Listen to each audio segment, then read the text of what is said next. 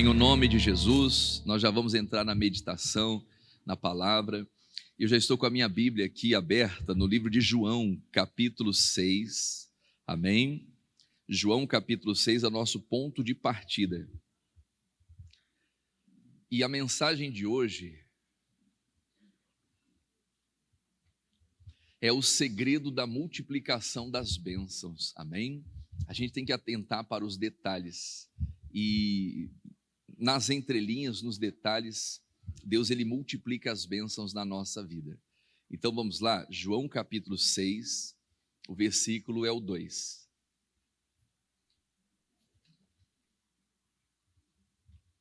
É o nosso ponto de partida, tá bom? Evangelho de João, capítulo 6, versículo 2. E se você tiver alguma dificuldade, você pode acompanhar pela televisão, tá bom? Por aqui, pela tela. Vamos lá, meus amados. Olha só o que diz o texto sagrado. E grande multidão o seguia. Olha só, muitas pessoas estavam seguindo a Jesus Cristo. Grande multidão o seguia. Por que eles estavam seguindo a Jesus, meus amados? Porque via os sinais que se operava sobre os enfermos. Olha só, irmãos, nós não podemos desprezar os sinais. Nós não podemos, nós temos que valorizar e nós temos que fazer com que os sinais nos aproximem ainda mais de Deus. Amém? O dia que alguém começa a desprezar o sinal, é porque ela não está bem na fé. É porque a fé dela está em declínio. Ontem eu pregava com os pastores e com os obreiros sobre João Batista. Olha só, João Batista, meus amados, ele nasceu para ser grande diante de Deus. O plano inicial de Deus para João Batista era que ele fosse grande diante de Deus. Mas só que não aconteceu isso. João Batista, num determinado momento, ele foi grande, exercendo o seu ministério. Ele chega no ápice do seu ministério, que é batizar a Jesus Cristo. Só que lá no final da vida dele, ele entra em declínio, porque ele deixou de acreditar em Jesus Cristo. Então, aquele homem que nasceu para ser grande diante de Deus, tinha tudo, para ter boas recordações, lembranças. Você vê que João Batista não é tão falado. Você vê que João Batista, ele não está nem citado no livro dos heróis da fé. Você não vê falar de João Batista. Por quê? Porque aquele homem que nasceu para ser grande diante de Deus, ele se tornou o menor no reino de Deus. E quando João Batista ele se torna o menor? Quando ele está na cadeia, ele foi preso, e lá na cadeia ele ouve falar dos feitos de Jesus. Ele ouviu falar dos sinais. Aquilo que Jesus estava fazendo chegou aos ouvidos de João Batista. Ele ouviu falar dos sinais. E o que João fala? Quando ele ouve falar dos sinais, ele manda 2 discípulos perguntarem se era Jesus mesmo ou esperava outros. Quer dizer, ele desprezou os sinais. Então, quando a gente começa a desprezar os sinais de Deus, as manifestações do poder de Deus, é sinal que a nossa fé está em declínio e precisamos nos consertar diante de Deus. Aqui é diferente, e grande multidão os seguia, as pessoas estavam seguindo Jesus, porque via os sinais que se operava sobre os enfermos. Então, meus amados, olha só, os sinais são muito importantes na pregação do evangelho. Tem pessoas que a gente não vai conseguir convencê-la com argumentos. Tem pessoas que pela palavra já se convertem, glórias a Deus. Não é assim? Ela ouve uma palavra, é um versículo, é uma canção, e ela já está com o coração voltado para Deus, ela acaba se entregando ali através da palavra. E louvado seja Deus. Amém? Agora, tem pessoas que elas só vão ser convencidas através de sinais, através do poder de Deus. Olha só, o apóstolo Paulo, antes de se tornar um apóstolo, ele era um homem instruído, ele era um homem muito sábio na ciência, dos judeus. Ele era um homem assim muito inteligente e ele perseguia a igreja. E como que Deus fez com que ele se convertesse? Através de um sinal. Olha só, o Paulo não foi, ele não se converteu, ele não se voltou para Deus por causa de argumentos e palavras. Mas o Paulo, ele se volta para Deus quando no caminho de Damasco, né, ele fica cego, uma cegueira, ele fica cego de repente, e ele ouve uma voz do céu que dizia: Saulo, Saulo, por que me persegue? Quer dizer, aquilo era um sinal. Então tem pessoas, meus amados, que elas vão se render ao Evangelho, elas vão começar a seguir a Jesus Cristo quando elas verem os sinais, quando elas verem o resultado, o milagre. Quem está entendendo isso? Talvez até você está aqui hoje, por quê? Porque um dia você provou do sinal, porque um dia você provou do milagre.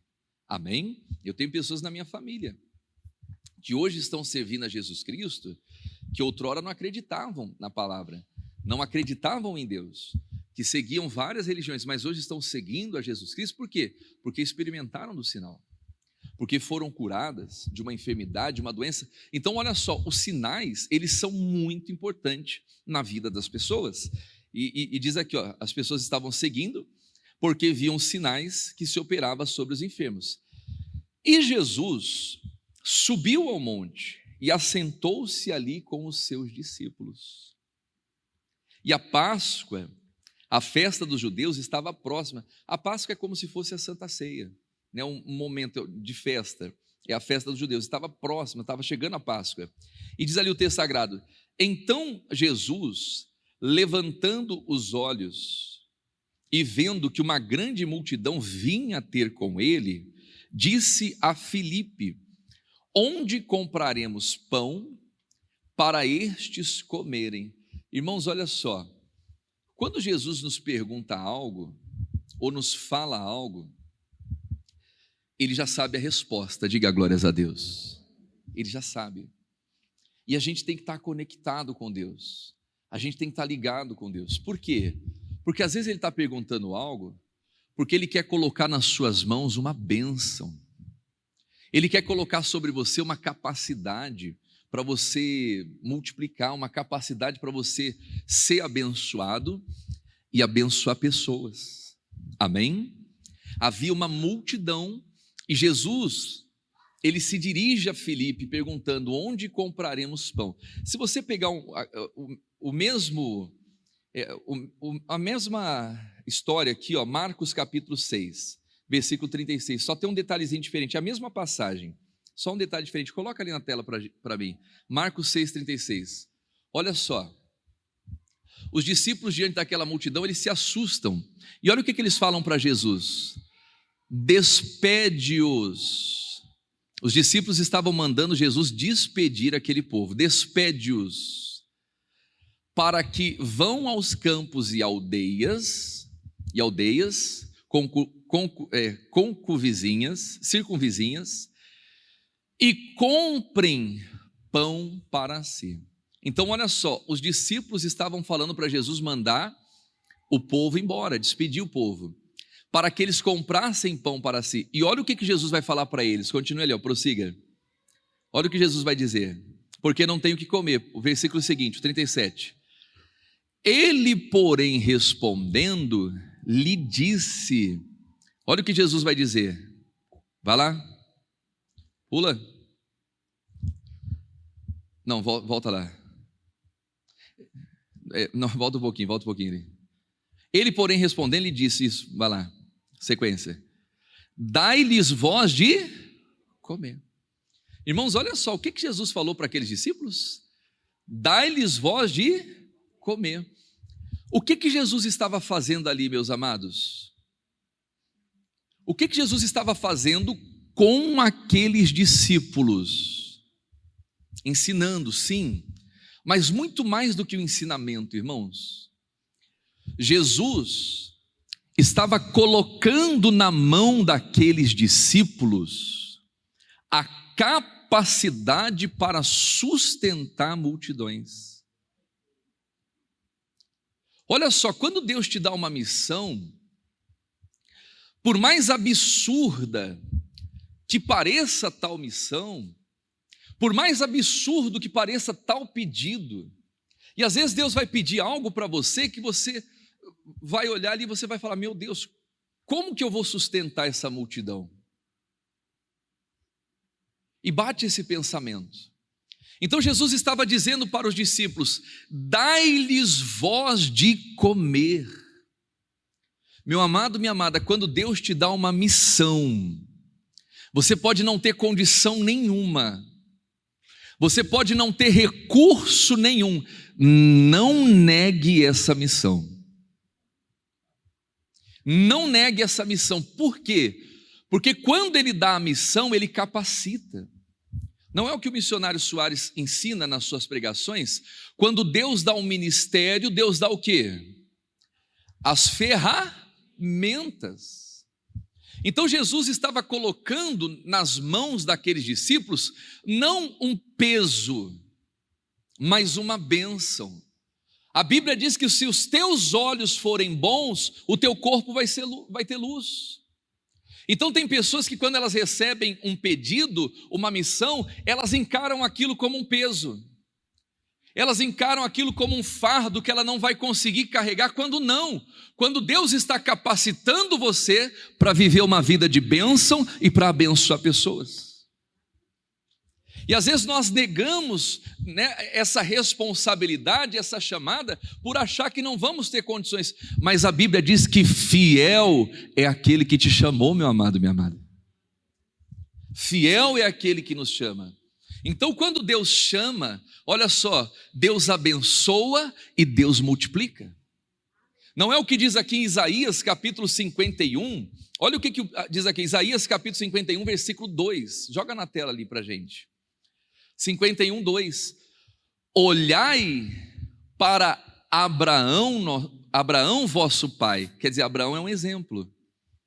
A própria Bíblia fala, olhe para Abraão, tome como exemplo Abraão, vosso pai, e para Sara, a Sara também é um exemplo, Abraão e Sara, que vos deu a luz, quer dizer, Sara deu a luz, Sara gerou uma nação, através de Israel.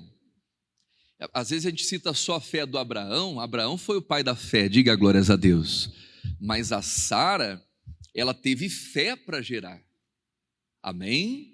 Com 90 anos de idade, então a Sara gerou porque ela teve fé. Então nós temos que olhar para Abraão e para Sara, e olha o que a Bíblia vai dizer, porque sendo ele o quê? Só. Abraão era sozinho, e mais ninguém, era ele, a sua família e mais ninguém. Sendo ele só, eu o chamei, que mais? O abençoei e o multipliquei. Repita comigo, Deus chama, Deus abençoa, Deus multiplica. Esse é o segredo, amém? Esse é o segredo. Então quando Jesus estava dizendo para aqueles discípulos, dai-lhes vós de comer, ele estava chamando, abençoando e o quê? Multiplicando. Deus chama, Deus abençoa e Deus multiplica. Só que às vezes a gente não entende, irmãos. E aí o que a gente faz? A gente recusa a chamada de Deus por achar que não temos condições, por achar que não temos tempo, por achar que não temos recurso, por achar que não temos capacidade. Quem está entendendo isso? Então não recuse a chamada de Deus para a sua vida. Não recuse. Se Ele está te chamando para fazer algo que você acha que é impossível, algo que às vezes, meu Deus, que pedido absurdo é esse? Mas quando Deus pede, meu amado, minha amada, Ele vai dar plena condição de você fazer. E olha só, você que escolheu viver pela fé, o justo viverá do quê? Da fé. E se ele recuar, a minha alma não tem prazer, diz o Senhor. Então você que escolheu viver uma vida de fé, você pode ter certeza, Deus vai pedir coisas para você que aquilo vai parecer absurdo, que aquilo vai parecer que não tem lógica, que se você for pedir opinião para outras pessoas, essas pessoas vão falar que você está ficando louco, que você está ficando louca. Deus vai pedir. Mas por que Deus pede, irmãos? Porque Ele é Deus, porque Ele é soberano, e Ele prova o nosso coração. Olha o pedido que Deus faz para Gideão, que era o menor. Eu amo a história de Gideão, irmãos. Eu me identifico muito com a história dele, principalmente o início, porque Gideão era o menor da casa, era o menor, era o caçula. E além de ser o menor da casa, ele era da família mais pobre de Manassés. Olha só, irmãos, a Bíblia diz que naquela época Israel empobreceu muito pela presença dos midianitas. Israel estava em crise, e numa crise profunda, E aí Deus enxerga um menino, porque a Bíblia diz que estava todo mundo se escondendo nas cavernas, estava todo mundo com medo dos midianitas. Eles plantavam, e quando chegava a hora da colheita, os midianitas vinham como gafanhotos. Eles vinham como gafanhotos e levavam tudo. E em vez deles ali brigarem, não é defender o trigo, tentar salvar o trigo, não, eles se escondiam e deixavam os inimigos levar o trigo. Entregava de mão beijada. Mas a Bíblia fala que Gideão estava malhando o trigo no lagar para salvar das mãos dos midianitas. E olha só, e quem era Gideão? Da família mais pobre de Manassés, numa época que a crise era profunda, irmãos. Então Gideão era de uma família miserável. Era a família mais pobre de Manassés, que ninguém dava nada. E aí Deus fala assim: Gideão, o Senhor é contigo, varão valoroso. E Deus vai falando, aí chega um momento que ele fala assim: paz seja contigo, você não vai morrer. Em outras palavras, Gideão, fique em paz, eu vou te dar uma missão, eu vou te dar uma direção, e você não vai morrer, paz seja contigo, não morrerás. Por quê? Porque aquela missão que Deus deu para ele, eles tentaram matar o Gideão por causa daquilo. Quando Deus fala assim: você vai oferecer o segundo boi do seu pai, que era considerado o touro reprodutor, que dava o sustento para a família, você vai oferecer o segundo boi do seu pai de 7 anos, é esse boi que eu quero. Olha o que Deus estava pedindo, irmãos, para um menino da família mais pobre, de uma nação que estava numa crise profunda. Quem está entendendo isso? Olha que pedido, irmãos. E se a gente não for espiritual, a gente perde a bênção. A gente acaba recusando aquilo que Deus está tentando colocar na nossa mão, não para tirar. Deus não estava tomando nada de Gideão, até porque não tinha mais nada, irmãos. Olha só, o Gideão era mais pobre da família de Manassés. E se ele ficasse mais pobre, ele fica mais pobre que quem? Do que ele mesmo. Quem está entendendo isso? Ele não tinha para onde descer mais, ele já estava no fundo do poço. E aí Deus pede o quê? O segundo boi, e manda ele quebrar o altar de Baal, que era do seu pai. E o Gideão corajoso, irmãos, aquele era homem, diga glórias a Deus, ele era macho. O que ele fez? Esperou cair da noite, foi lá e meteu a ripa na estátua de Baal, que era do pai dele, quebrou tudo, cortou o bosque, destruiu tudo, pegou o boizinho de 7 anos, pode ser que era o boi mais gordinho, mais forte, de 7 anos, e falou: meu amiguinho, vem cá, eu vou te oferecer para Deus agora. E ele foi lá e ofereceu o boi. E tudo isso ele fez de noite,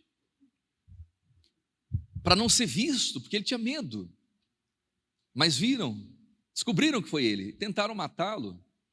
Mas o que Deus havia falado para ele? Não temas, você não vai. E ele não morreu, irmãos. Quando estavam tentando matar ele, queriam matá-lo, aí vem os midianitas, os amalequitas e toda aquela turma, e a Bíblia diz que eles se ajuntam em um só corpo, para acabar com tudo, irmãos. Mas naquela hora, o Espírito de Deus revestiu a Gideão. O Espírito de Deus revestiu a Gideão. E aí ele vai para a batalha com 300. Aí você vai ver que Deus vai pedindo coisas mais absurdas ainda para Gideão. Quem está entendendo isso? Né? E nos pedidos absurdos, Gideão fez o nome dele.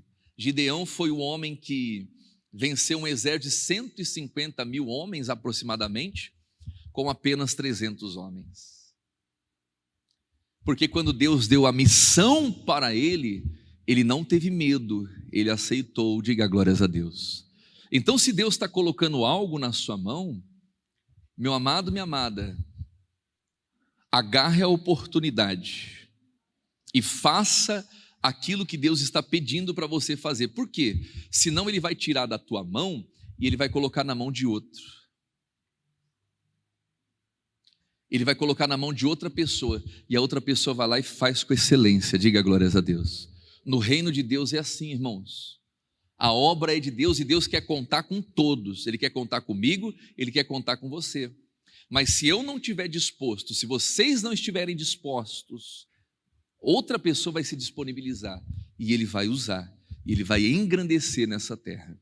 Quem está entendendo isso? Então, quando Jesus diz aos discípulos, dai-lhes vós de comer, Jesus estava colocando na mão daqueles discípulos uma capacidade para alimentar a multidão. Quem está entendendo isso? Amém? E aí, voltando lá no livro de João, o versículo 5, então Jesus levantando os olhos, capítulo 6, versículo 5. Então Jesus levantando os olhos e vendo que uma grande multidão vinha ter com ele, disse a Filipe, onde compraremos pão para estes comerem? Mas dizia isso para experimentar. Jesus estava provando eles, irmãos. Jesus prova o nosso coração. Ele está falando, dá você de comer. Ele fala isso para quê? Para provar o nosso coração. E às vezes somos reprovados. Olha só que coisa, às vezes andamos do lado de Jesus, estamos lado a lado com Ele, caminhando com Ele, e quando Ele nos pede, somos reprovados. E quantas pessoas é assim? Que está na igreja há muito tempo, só que quando Deus pede algo para ela, ela é reprovada. Por quê? Porque ela não aceita, ela desiste. Ou ela não vê possibilidade daquela obra ser concretizada. Ela não vê, ela fala assim, meu Deus, e agora? Não tem como, não é? Eu já ouvi até no ramo jurídico, né? Alguém dizia assim, não, porque o bom advogado é aquele que vence, que não perde causa. De fato é, que não perde causa. E aí, né, o que esse advogado falava? Olha só, antes de pegar uma causa, eu vejo se essa causa eu tenho chance de ganhar. Se eu vejo que dá para ganhar, eu aceito. E se eu vejo que não dá para ganhar, eu recuso. Então ele vai recusando as causas difíceis, vai pegando as causas fáceis e vai acumulando um histórico de vitórias. No mundo dos homens, tudo certo, tem nada errado, ok? Inteligência, sabedoria, prudência. Mas no mundo de Deus, meu amado, minha amada, nós servimos ao Deus que é o Deus do impossível. E aquela pessoa que quer ser acima da média, a Bíblia diz que em Deus faremos proezas. A pessoa que está acima da média, ela pega aquela causa que ninguém quer, ela faz aquilo que ninguém quer fazer. E às vezes Deus vai colocar causas na sua mão que talvez outras pessoas vão rejeitar, e você vai aceitar, você vai abraçar aquilo, você vai confiar em Deus e você vai ter vitória. Quem queria enfrentar o gigante Golias? Ninguém queria, irmãos. Ninguém queria enfrentar o Golias. Até que apareceu o louco do Davi, amém? E o Davi vai lá com 5 pedras ainda, aparece um doido, irmão. Às vezes Deus usa uns loucos, é ou não é? Deus usa uns caras meio doidos, parece que tem um pino a menos na cabeça. Você está ficando doido, rapaz. O próprio irmão do Davi: o que você quer aqui? O que você está fazendo aqui, Davi? Eu conheço a tua presunção. Vai lá cuidar das tuas poucas ovelhinhas. Isso aqui não é para você não, meu filho. E aí o Davi vai lá e fala com o rei: ô Saul, me diz uma coisa. Esse homem que está afrontando aí o exército de Israel há 40 dias, 40 noites, pode deixar que eu vou lá. O Saul olha para o Davi: você está ficando doido, rapaz. Você vai levar uma coça. E aí o que Davi fala? Ele começa a contar a história dele. Não, porque eu venci o leão, venci o urso, livrei as ovelhas. E assim como Deus me deu capacidade para livrar as ovelhas do urso, do leão, Ele vai me dar capacidade para vencer esse gigante. E aí o Saul vai lá e coloca a armadura. Então tá bom, menino, vem cá, pega essa armadura aqui, pega essa espada. O Davi bota aquilo lá, ele não consegue nem andar direito. Ele tira tudo aquilo e fala: não, pode deixar comigo, eu vou. Ele vai para o ribeiro, escolhe 5 pedrinhas, bota no seu alforje de pastor e ele vai enfrentar o gigante, irmãos, com apenas 5 pedras na mão. Olha só que coisa absurda, mas ele estava sendo dirigido por Deus. Amém? Então às vezes Deus vai colocar diante de você causas impossíveis.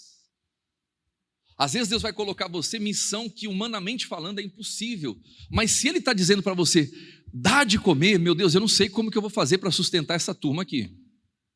Porque esse povo aqui come, é ou não é? Se tem uma coisa que crente gosta de fazer é comer, é ou não é? Sim ou não? Não é? Se fosse para sustentar a galera fit, é mais fácil. Mas sustentar os crentes que estavam 3 dias, 3 noites sem comer, no meio de um deserto, irmão.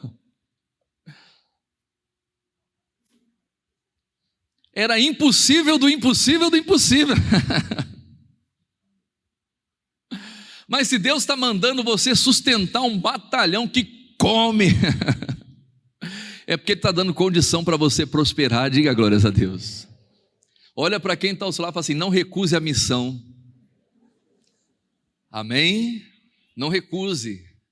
Nós não podemos recusar. Quem está entendendo essa palavra? Dai-lhes voz de comer.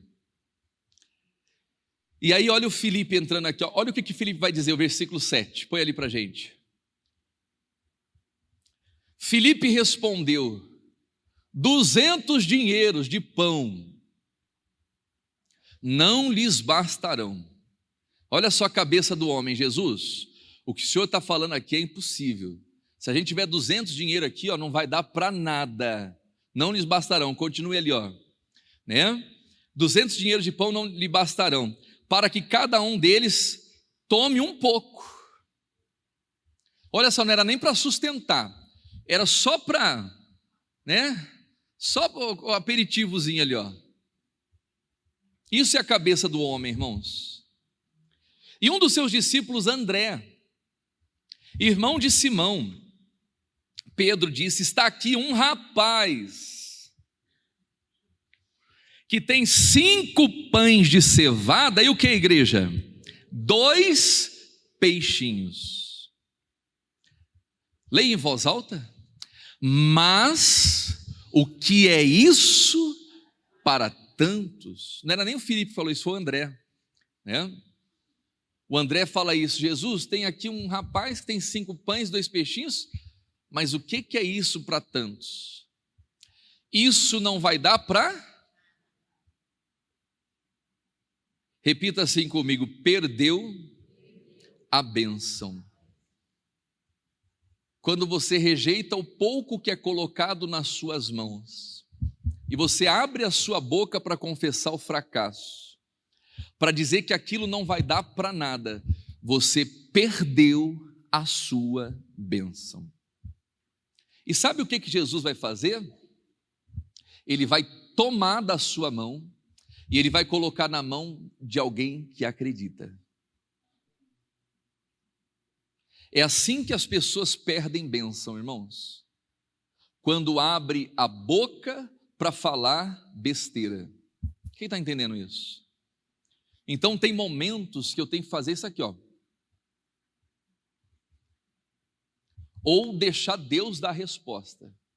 Às vezes a gente peca porque a gente precipita na nossa resposta. Ó Senhor, tem 5 pães, 2 peixinhos, mas o que é isso para tantos? Quer dizer, a pessoa já vai dando a sentença.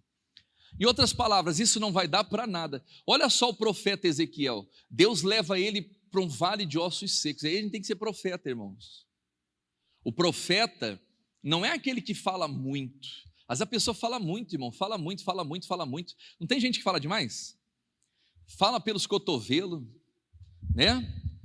Fala e fala e fala e fala. Meu Deus do céu. A língua dela está assim, ó, forte. É ou não é? De tanto que ela fala. Diga misericórdia. Tinha um livro que uma vez citaram, o nome do livro era Eu e a Minha Boca Grande. E tem gente que peca por causa das palavras. E o profeta vai para um vale de ossos secos, para o meio de um vale de ossos secos. E Deus pergunta para ele, poderão viver esses ossos? E ele viu que era sequíssimo. Deus mostrou como estava o vale. A princípio era um vale de ossos secos, ele rodeou e viu que eram ossos sequíssimos. Poderão viver esses ossos? Ah, Senhor, claro que não, não tem como, ó, já está seco, como que vai ter vida aqui? Perdeu a? Tem gente que perde a benção assim. Mas o que o profeta falou? Tu sabes, Senhor, o Senhor sabe todas as coisas, amém? O André poderia ter falado diferente, dizer, Jesus, tem aqui 5 pães e 2 peixinhos, eu não sei como alimentar essa multidão, mas o Senhor sabe. E se o Senhor me der capacidade, se o Senhor está me abençoando, se o Senhor está falando para eu dar de comer, meu Deus, então me instrua. Você pode ter certeza, as mãos de André estariam capacitadas, habilitadas para abençoar multidões. Quem está entendendo isso, irmãos? Só que quando ele abre a boca para falar aquilo, ele perde a bênção. E aí o que acontece? E disse Jesus, versículo 10, mandai assentar os homens, e havia muita relva naquele lugar. E assentaram-se, pois, os homens em número de quase 5.000. E Jesus tomou os pães, e havendo dado graças, repartiu pelos discípulos, e os discípulos pelos que estavam assentados, e igualmente os peixes, quanto eles queriam. Olha só, irmãos, nesse versículo 11 tem 3 revelações aqui. 3 coisas importantíssimas. Coloca lá o 11 de novo no início. Olha lá. Primeira coisa, o que Jesus faz? Jesus fez o quê? Tomou os pães e os peixes.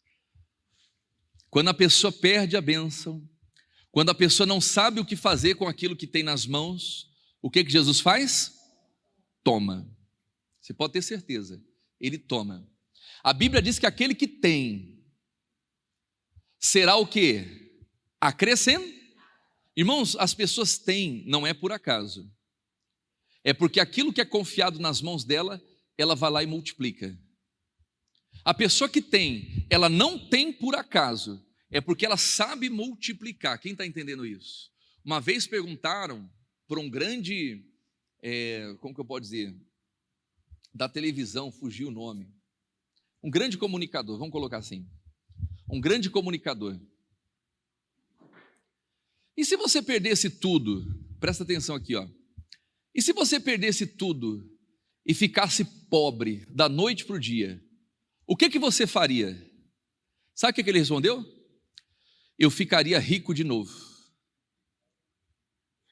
Porque ele sabe o que fazer com aquilo que é colocado nas mãos dele. Então as pessoas têm, não é por acaso, porque elas sabem o que fazer com o que é confiado nas suas mãos. Quem está entendendo isso? Mas a Bíblia diz que aquele que não tem, até o que tem, será o quê? Tirado, tomado. Então as pessoas têm, não é por acaso, e as pessoas não têm, também não é por acaso. Quem está compreendendo isso? Então Jesus, ele tomou os pães, e depois de tomar os pães, o que diz ali, igreja? E havendo dado graças. Aqui está o segredo de toda a prosperidade, irmãos. Repita comigo, gratidão. Irmãos, a gratidão, ela faz você crescer. A gratidão faz você crescer. Colossenses, capítulo 2, versículo 6. A gratidão faz você crescer. Como, pois, recebestes o Senhor Jesus Cristo, assim também andai nele. Vamos lá. Arraigados e edificados nele. E confirmados aonde, igreja? Na fé. Continue. Assim como fostes ensinados, vai lá, vamos ler em voz alta? Crescendo em ação de graças. Olha para quem está ao seu lado e fala assim: a gratidão vai fazer você crescer. Quem entendeu isso? Voltando lá em João, Jesus deu graças, e depois de dar graças, o que ele fez, igreja? Repartiu-os pelos discípulos, e os discípulos pelos que estavam assentados. O que é isso, igreja? Generosidade. Olha só, a gratidão faz você crescer e a generosidade faz você prosperar. Olha para quem está ao seu lado e fala assim: a generosidade vai fazer você prosperar. Coloca lá para a gente, Gorete, segunda carta de Paulo aos Coríntios, capítulo 8. Olha só, irmãos, gratidão traz crescimento, generosidade traz prosperidade. Segundo aos Coríntios, capítulo 8. Também, irmãos, já vou encerrar aqui, nós já vamos orar. Também, irmãos, vos fazemos conhecer a graça de Deus dada às igrejas da Macedônia. Deus deu uma graça, irmãos, para aquelas igrejas. Amém? Olha só, uma graça que não foi de graça. Amém? Uma graça que, pastor Edu, como assim? Eles fizeram ali, Deus derramou uma graça sobre aquelas igrejas, por quê? Por causa da atitude deles. Olha qual foi a graça. Como em muita prova de tribulação, houve abundância do seu gozo. Diga glórias a Deus. Irmãos, uma igreja muito atribulada, está passando por uma prova terrível. Só que o que acontece? Aquela igreja atribulada sai da tribulação e passa a ter abundância de alegria. Já começa por aí. Amém? Já passaram a ter abundância de alegria. Dá muita prova de tribulação, abundância de gozo. E diz aqui, e como a sua profunda pobreza. Era uma igreja profundamente pobre. O que diz ali, igreja? Superabundou em riquezas do quê? Da sua generosidade. Ela saiu de dois extremos, de tribulação e tristeza, e de profunda pobreza. Passaram a ter abundância de alegria e superabundaram em riquezas. Uma igreja extremamente pobre se tornou super rica. Deus pode fazer isso, amados? Pode e faz. Mas olha só, riquezas, que provenientes da onde? De onde que veio aquela riqueza? Da sua generosidade. A alma generosa prosperará, irmãos. E qual foi a generosidade deles? Porque segundo o seu poder, o que eles podiam, o que eu mesmo testifico, e ainda acima do que, igreja? Do seu poder. Olha só, fizeram o que podia e o que não podia. Fizeram o quê? Deram, vamos lá? Deram voluntariamente. Diga comigo, dar é melhor do que receber. Quando isso for um prazer, meu amado, minha amada, a sua vida nunca mais é uma vida amarrada. Quando você entende o prazer de dar, de se doar, de se entregar em tudo que você faz. Você se doa, você se entrega, você dá o seu melhor. Meu amado, minha amada, você nunca vai ter amarração financeira. As pessoas vivem com a vida financeira amarrada, a vida amarrada por quê? Porque em vez de se doarem, em vez de se entregarem, não, elas ficam se retendo. E a Bíblia diz que aquele que retém mais do que é justo é para a sua própria perda. Então eles deram segundo o seu poder, e acima do seu poder, o apóstolo Paulo diz, né? Porque segundo o seu poder e ainda acima do seu poder deram voluntariamente. Olha o versículo 4: pedindo-nos com muitos rogos a graça e a comunicação desse serviço que se fazia para com os santos. E não somente fizeram como nós esperávamos, mas também a si mesmos se deram, primeiramente a quem, igreja? Ao Senhor, e depois a nós, pela vontade de Deus.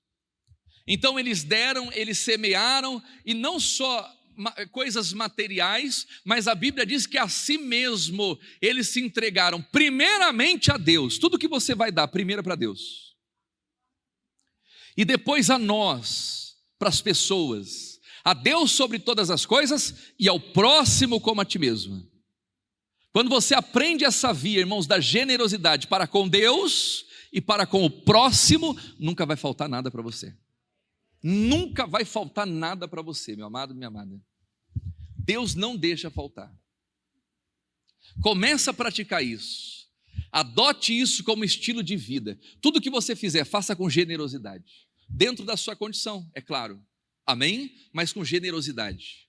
Para Deus e pelas pessoas. A Bíblia diz que Deus tira das pessoas injustas, e ele entrega, ele coloca nas mãos daquela pessoa que trata bem o pobre.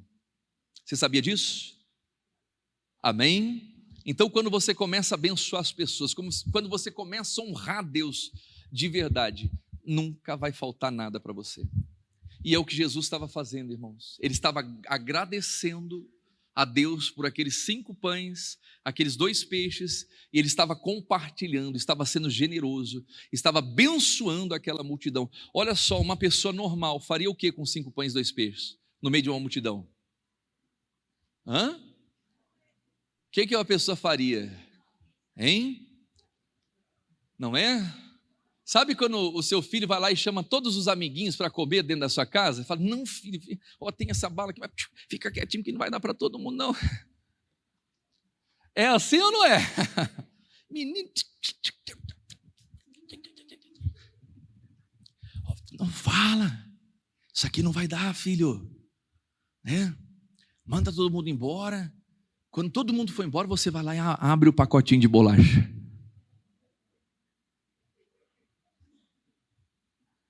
Olha Deus usando o pastor Helder aí, ó. Menino, tem aqui um rapaz que tem 5 pães. Deixa esse povo embora, né? Vamos. Cadê? Me dá aqui. Me dá um pedacinho aqui. Ô Pedro, você está pegando demais aí, rapaz. Não, isso aqui não vai. Vamos dividir aqui, ó. É ou não é?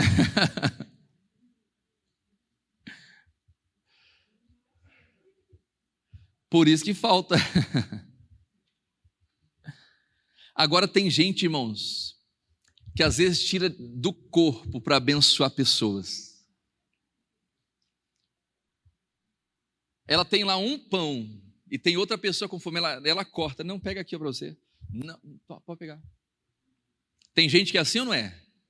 São generosos. Às vezes ela fica até sem comer para poder abençoar outras pessoas. Não, pode ficar. Deus te abençoe. Não. Está aqui, ó, Deus te abençoe, não vai faltar não. Ela não esconde, irmãos. As pessoas não prosperam porque às vezes são mesquinhas. Elas escondem. Elas retêm. Jesus não escondeu de ninguém. Graças te dou. Daqui, ó. Me dá esse negócio aqui, ó. Eu acho que Jesus tomou porque já estavam programando em comer escondido, ou né? Jesus já tomou porque me dá esse negócio antes que você comece a comer aqui. E aí ele dá graça, ele começa a compartilhar com todo mundo. A Bíblia diz que todos comeram, todos se saciaram e ainda sobraram 12 cestos cheios. Porque quando você tem gratidão, quando você tem generosidade, você tem a bênção da multiplicação. E não importa se aquilo que está na sua mão é pouco, meu amado, minha amada. No pouco Deus multiplica e Ele faz aquele pouquinho se tornar muito e ainda sobra, porque o Senhor é o meu pastor, nada me faltará. É isso. Então nós precisamos compreender, irmãos, parar de pensar com a cabeça do homem, que é mesquinha, que olha e que não vai dar, e pensar com o pensamento de Jesus Cristo, porque os pensamentos de Deus são maiores do que os nossos, são mais elevados, são mais nobres. Amém? O homem está dizendo não vai dar, Deus está dizendo vai sobrar. É isso. Gratidão e generosidade. Não vai faltar nada para você em nome de Jesus. Quem entendeu essa palavra? Vamos ficar em pé, meus amados? Demorou até um pouquinho mais. Mas glória a Deus. Deus é bom, é ou não é? Esse Deus é maravilhoso.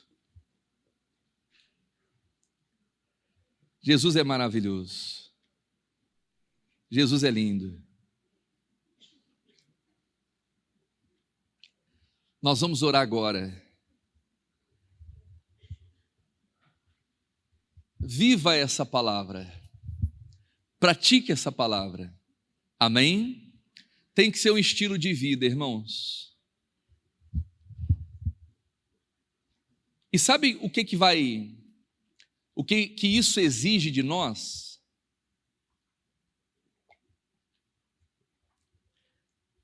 Para a gente poder praticar isso na vida. Sabe o que isso exige da gente?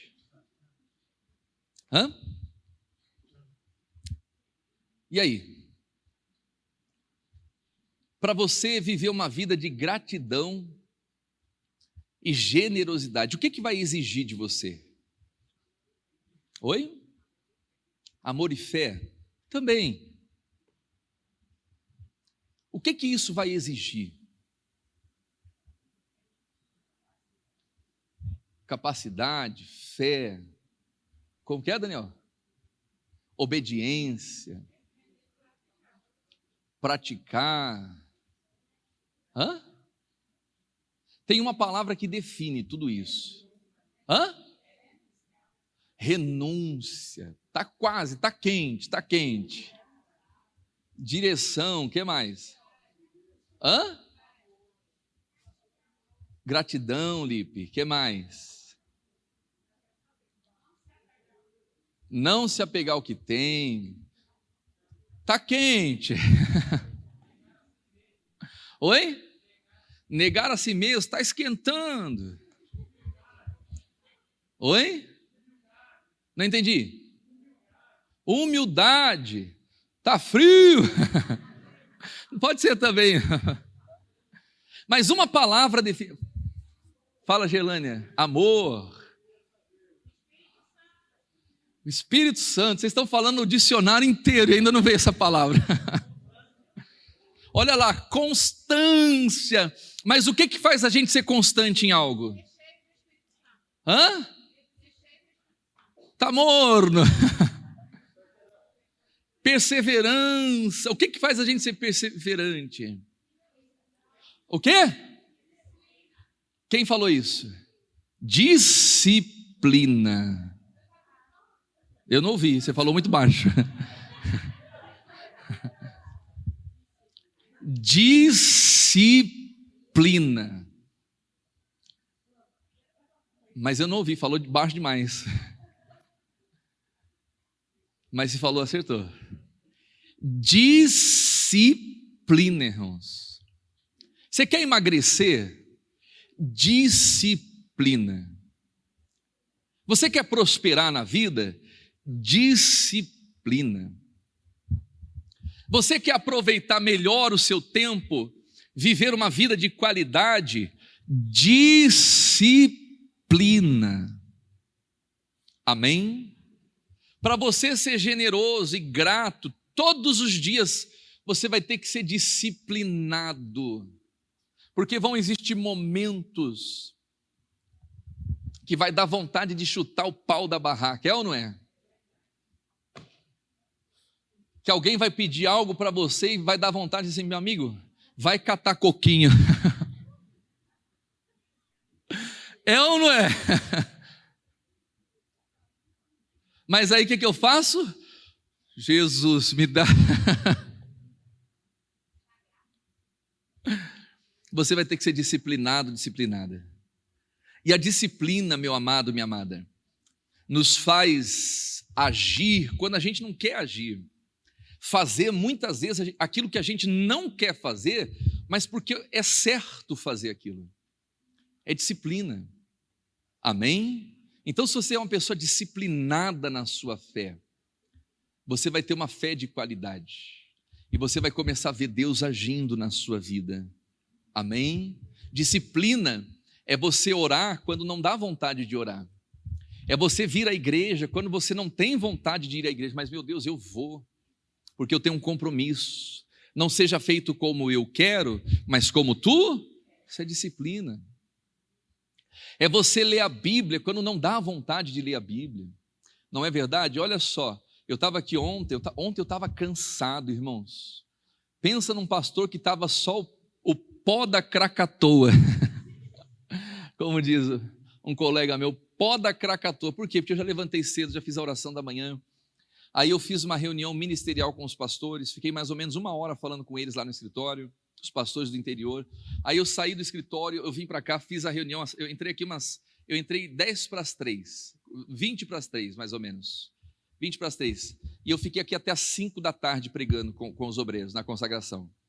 Deu umas 2 horas ali, quase 3 horas de pregação. Terminou aqui, eu fui fazer a reunião com os pastores de Natal e Grande Natal, fiquei mais ou menos 1 hora, atendi um pessoal que veio lá de Pau dos Ferros, eles estão vendo algumas coisas para a gente aqui na igreja, atendi eles e tal. Terminei a reunião, entrei até atrasado na oração da noite, não sei se alguém participou da oração da noite ontem. Ontem eu estava só o pó, falei, pessoal, mas estava ali, né? Aí tinha a oração das 11, eu estava quase falando, Lisandro, entra no meu canal e faz aí, a vontade que dava, mas eu fui lá e fiz a oração. Mas por quê? Disciplina. A disciplina vai nos fazer, né, agir, fazer coisas quando não dá vontade de fazer, mas você tem que fazer, você tem um compromisso. A mulher que é disciplinada, a casa não fica revirada, de cabeça para baixo, bagunçada. Está lá 1 semana, 1 mês, né? As roupas tudo emboladas no guarda-roupa. Deixa eu ficar quieto aqui. Deixa eu me esconder na caverna aqui. E aí, Lucas? O Lucas tem cara que ele guarda-roupa dele é tudo arrumadinho. Homem disciplinado é esse aqui, ó. Eu não sei não, estou brincando com o Lucas. O Marcão então nem se fala, o Marcão até olhou para baixo assim. Ô irmã Thaís, dá um jeito desse homem.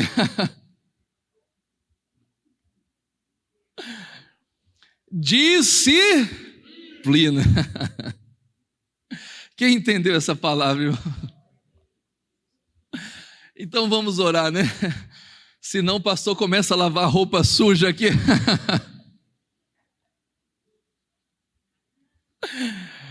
Mas vamos lavar. Vamos lavar nossas vestes no sangue do Cordeiro, que é melhor. Diga glórias a Deus. Aleluia. Feche os teus olhos, vamos orar. Obrigado, Jesus, por essa palavra, por essa comunhão. Nos alegramos, meu Deus, na tua presença, Pai. e temos liberdade, porque somos do Senhor. Aleluia. Deus está colocando coisas na sua mão, meu amado, minha amada. E não negue. Não negue, não negue, não negue. Não negue. Ainda que para você seja impossível. Ainda que você esteja pensando, mas como que eu vou fazer isso? Não se pergunte como. Mas diga, meu Deus, tu sabes, Senhor. Aqueles discípulos deveriam falar: Jesus, eu não sei como eu vou alimentar essa multidão, mas o Senhor sabe, e o Senhor vai me capacitar. Olha só, não era para Jesus multiplicar os pães e os peixes, era para aqueles discípulos. Jesus disse: dai-lhes vós de comer. Jesus estava dando uma oportunidade para eles terem em suas mãos a bênção da multiplicação. Aleluia. Então, quando Deus coloca algo nas suas mãos, meu amado, minha amada, não rejeite, não abra mão, porque ali é Deus capacitando as suas mãos, ali é Deus te abençoando. Oh Pai, muito obrigado por essa palavra. Vai louvando a Deus, seja grato, meu amado. Em tudo dai graças, até mesmo quando você passa pelos desertos da vida, até mesmo por uma fase de fome. Alguém perguntou lá no meu Instagram: Pastor Helder, os meus pais são obreiros da igreja há muito tempo, mas eles estão com a vida amarrada. Eu ainda não respondi essa jovem, mas eu vou responder. E o que essa jovem deve fazer pelos pais? Questionar a fé deles? O fato deles serem obreiros e estarem com a vida amarrada, ou orar por eles? Ela tem que orar por eles, porque Zacarias e Isabel eram retos, justos diante do Senhor, e eles não podiam ter filhos. Então, às vezes, um obreiro, um pastor, um ministro passa também dificuldade, passa aperto, e não é porque estão sem unção, não. Às vezes Deus nos permite passar por desertos na vida. A Bíblia diz que na fome Deus livra da morte, aleluia. E Zacarias e Isabel não podiam gerar. Quantas pessoas talvez pediram para eles: ô Zacarias, ora por mim, eu não estou conseguindo engravidar. E às vezes eles oravam e a pessoa ia lá e engravidava, só que com eles não acontecia. Mas mesmo assim eles não deixaram de exercer o sacerdócio, o ministério. Eles continuaram firmes e perseverantes, porque a fase difícil passa. E quando a fase difícil passa, quando a tempestade passa, vem a bonança, vem a bênção. Aleluia.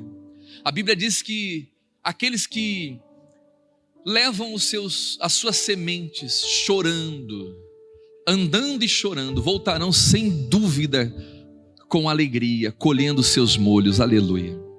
Então, meu Deus, abençoe esses obreiros, pais dessa irmã, meu Deus, que estão fazendo a obra e passando necessidade, que eles possam se manter firmes, meu Deus, constantes, abundantes na sua obra, porque haverá um galardão, meu Deus, aqui na terra e no céu. O Senhor sabe recompensar os seus filhos, o Senhor sabe recompensar o seu povo. E talvez alguém tenha questionado a sua fé: ah, você não sai da igreja, a sua vida está desse jeito. Continue firme, meu amado e minha amada. Ainda bem que você está na igreja. Por quê? Porque se você não estivesse na igreja, a sua vida estaria muito pior. E talvez você não estaria nem aqui mais para contar a história. Talvez o diabo já tinha ceifado a sua vida, como ele ceifa a vida de muita gente. Muitas pessoas que lá fora enfrentaram dificuldades, só que não tinham Deus na sua vida.